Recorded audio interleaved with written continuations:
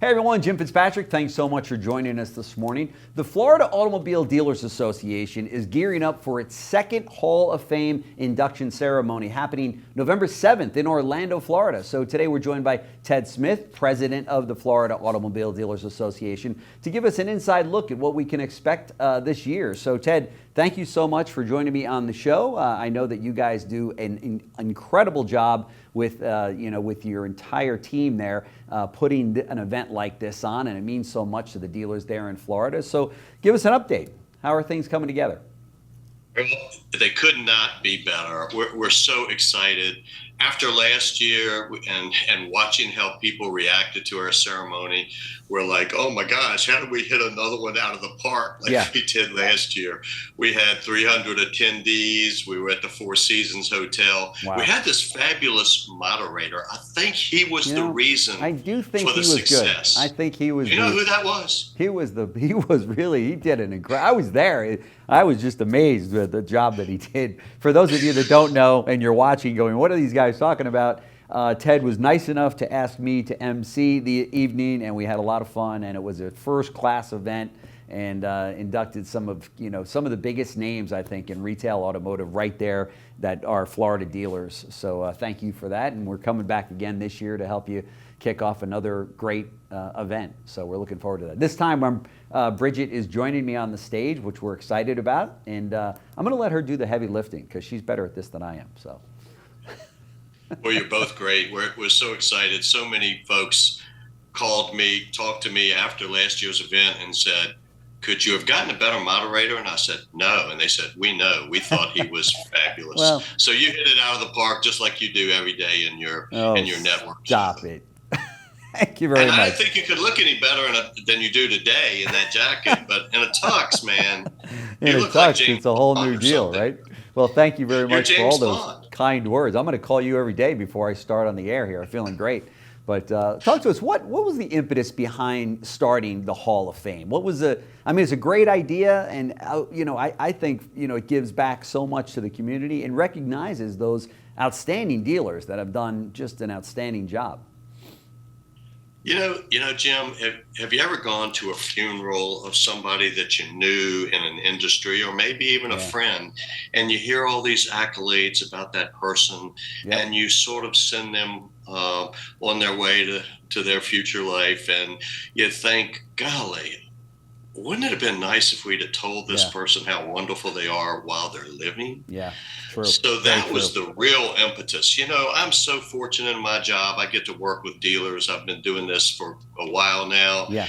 And when I meet all these dealers, I'm so impressed with their contributions to the industry through this association, but also, that old saying about standing on the shoulders of giants. I love that because that's who my men and women are back in their community. Yeah. They really are the pillars of the community. They're the corporate philanthropists and the personal charitable givers. They're known for that. So it's just so exciting to set up a program like this, really taking advantage of what Ally Bank has done with NADA over the years in recognizing dealers at the national convention.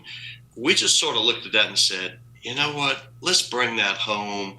Let's recognize Florida dealers in Florida, in their communities. Let's invite family. Let's invite legislators. Let's invite key people and honor these folks for all they've done. Yeah, no question about it. And I know that just meeting the families of the people that were awarded this incredible award last year, it meant so much to the families that their father or their mother, was recognized for this, and it meant so much to them. You know what I mean? In many cases, there were a lot of tears being shed because of the recognition that you guys had shown to all of these people. So we're going to be doing it again, this year. But let me switch gears a little bit with you and talk, if we can talk shop. We've got a lot of things going on right now. The Fed just lowered the rate by 50 basis points. We've got the EV situation still kind of brewing out there. Dealers, I think, are trying to get their hands around it and work the best they can. Same holds true on the OEM side. And of course, this is all in the middle of a very contentious presidential election that we don't know what the outcome will be. It's neck and neck. So I know I threw a lot at you there, but how are you feeling about the state of retail automotive today, and especially there in Florida? Business is still great, Jim.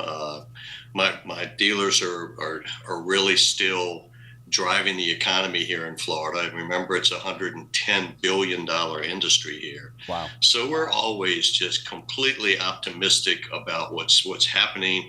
Yeah, when the Fed changes rates, it impacts certain buyers' abilities. But all in all, this is a great business full of very resilient people. The folks that run these stores know how to operate in up economies, down economies, and sideways economies. So I'm just really confident and feeling good about the future of this business. We have some challenges, we always do, but that's really what the association's all about. Right. Bringing people together, having really smart folks sit down and map out a plan that will take advantage of the opportunities amidst all of those challenges. Yeah, boy, that's for sure. Talk to us about this presidential election coming up. It's interesting. I guess they say politics makes for strange bedfellows. And here we see Elon Musk now, on Team Trump. And he's got, the largest EV company out there. And I guess, everyone's scratching their head going, so what does this mean for EVs and tax benefits and what have you? Is Trump going to soften on this, or where is that? What's your take on that? Well, I think there's a misnomer out there that you change presidents and all of your problems go away. Boy, if we have a new Republican president, all of these federal agencies will stop doing what they're doing. The EPA will stop their EV mandate of 60% BEVs by 2032. It's not going to happen overnight. It's going to take time. Right. Those folks are well engineered in those concrete buildings in D.C. I was just there with NADA. We lobbied our members of Congress. We have 28 members from Florida. Wow. That's a heck of a delegation. Yeah. But we went there and we took all of our messages about the FTC's oversight of our business being too extreme. We're really hopeful that we see some progress on the court case on that FTC rule. Mm-hmm. We want to see whoever, we hope that if President Trump's elected, we do see somewhat of at least, if not putting the FTC rule on hold, slowing it down, we'd like to see them have to completely start over again and do the rule in the right way. So all of those things are just going to take time, even with a new administration.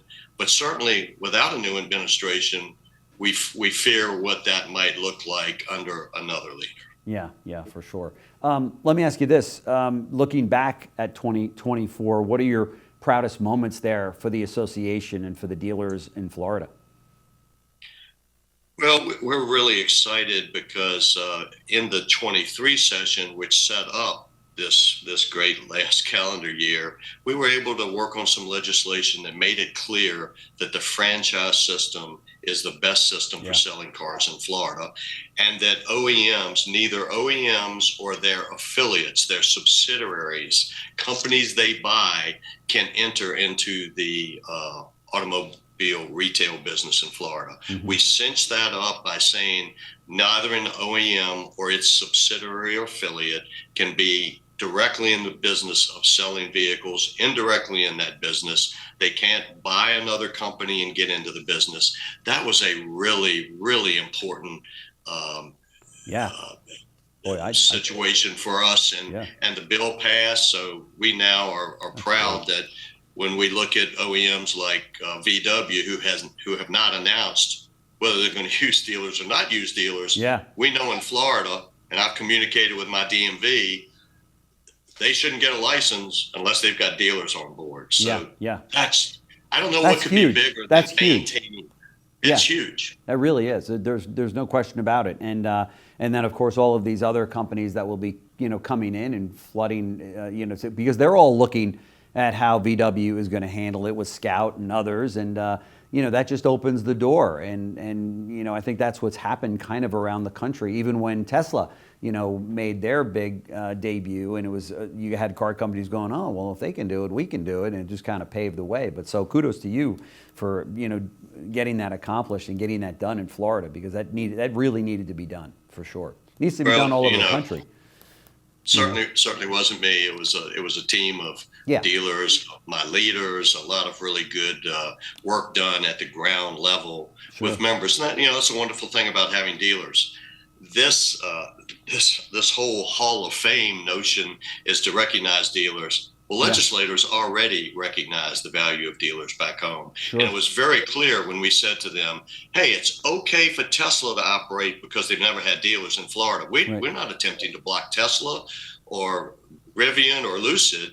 We just want to simply have legislators recognize that the franchise system is a better way to purchase a car. It is the most competitive way to purchase a car. And you know what, Jim, I don't remember a single legislator looking at me and going, no, we don't really agree with that. They all said we do agree with that. That's right. We think it's the best system. We want to prop that system up by ensuring that the legacy automakers stay in their lane. That's right. Dealers stay in theirs. Dealers are great back home doing all the things they do. They're the biggest collector of sales tax in Florida at 16% of sales tax dollars. Wow. I mean, that's an enormous contribution to the Florida economy. Yeah, that's incredible. Legislators recognize that, Jim. Yeah, I bet they do. 16%, my God, from one industry like that. That's incredible. That is fantastic. Hey, before I let you go, talk to me if you've got a list there about some of this year's inductees and the people that you're going to be honoring. Yeah, we're really excited. I won't go through the whole list, but we're going to recognize 10 ladies and gentlemen. I'm happy to say our first female dealer will be recognized at this event. Great. Vivian Reeves, but Norman Brayman is on the list. He's a legend. Randy Parks is on the list. Yep. Ed Williamson's dad, George Williamson Cadillac in Miami. Yep. So I hate to mention a few and not mention them all, but we're doing a lot of work to tell our people. We have 340 people already planning to attend this event in Orlando. Can dealers still get tickets to attend, or are you sold out?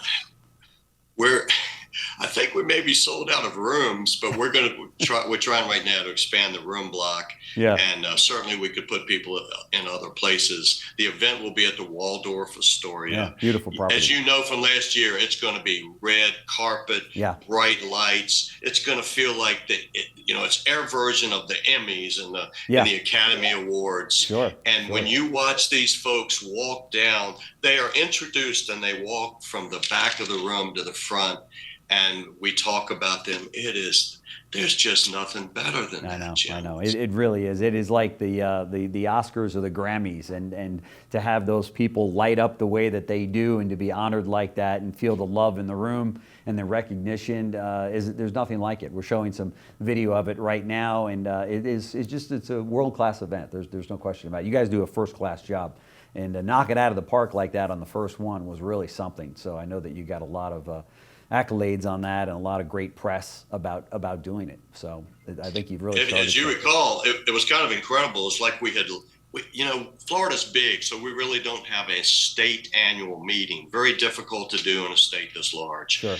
So this sort of became that annual event. Yeah. And when you saw the dealers come into the room and everybody's dressed to the nines and they're all so happy, we could not get the cocktail party to stop so that we could start the more formal.